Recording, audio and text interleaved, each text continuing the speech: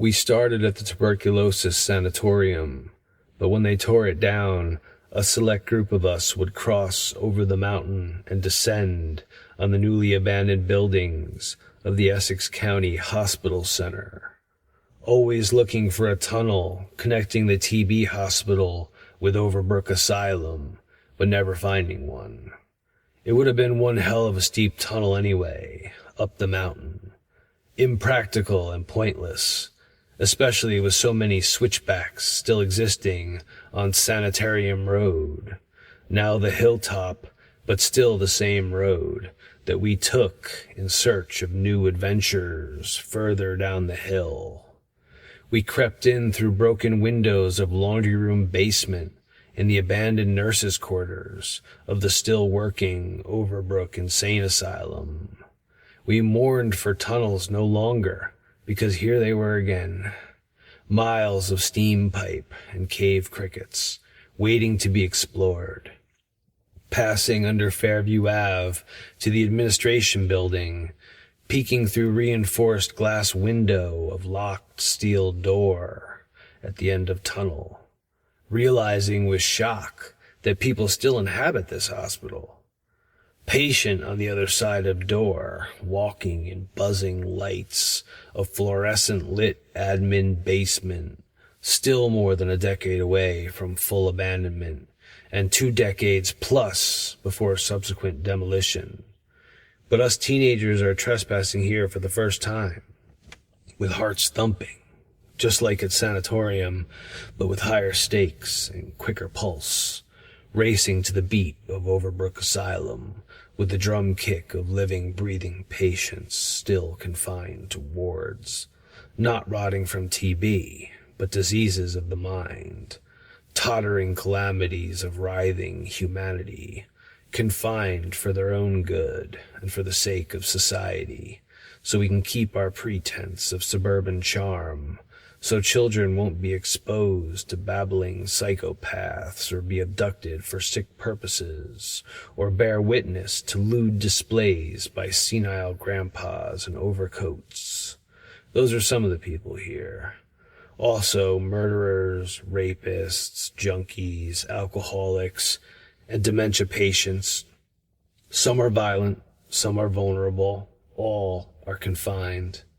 And here we are, free boys, 14 or 15, sneaking onto the campus from the woods to rummage empty buildings and infiltrate inhabited areas through our rabbit hole in the nurses' quarters, peeking into closets and drawers, walking corridors still lit, not yet defiled by graffiti, but with plaster already peeling, and thick grime settling on hospital equipment, left behind to rot. Another tunnel leads to the pier building, right next door to the nurses' quarters, still with cars in parking lot and people working, and while walking tunnel suddenly scared away by administrative voices echoing into subterranean catacomb. At the sanatorium, we were used to pitch-black tunnels, long out of service, with power cut for years.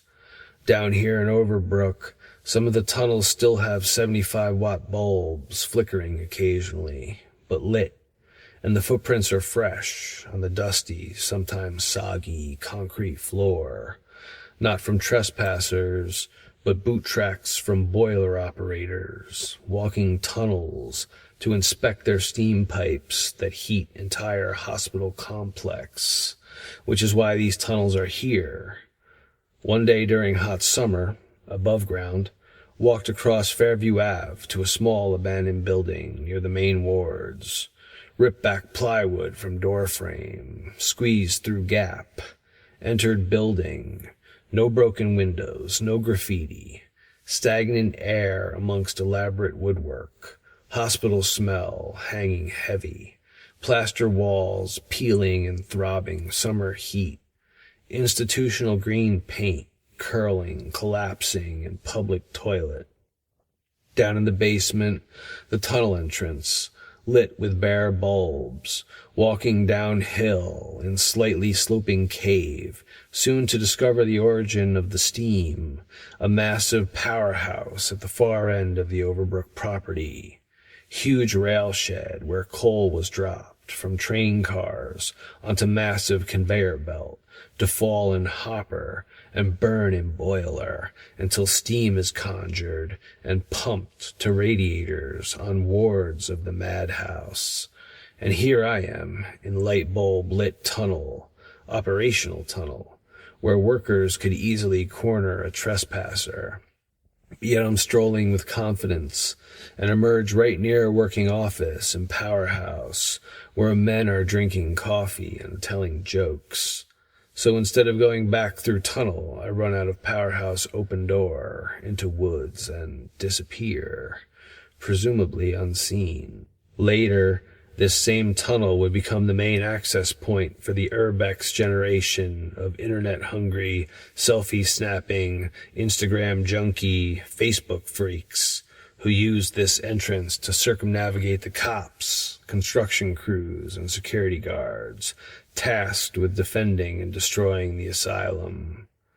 I, myself, as a grown man, have walked this now darkened tunnel to pass under a security car, and the thrill is the same as when I was a curious kid, half scared out of my mind to be trespassing in a working asylum with lights still on, but unable to resist the subterranean catacombs of Overbrook.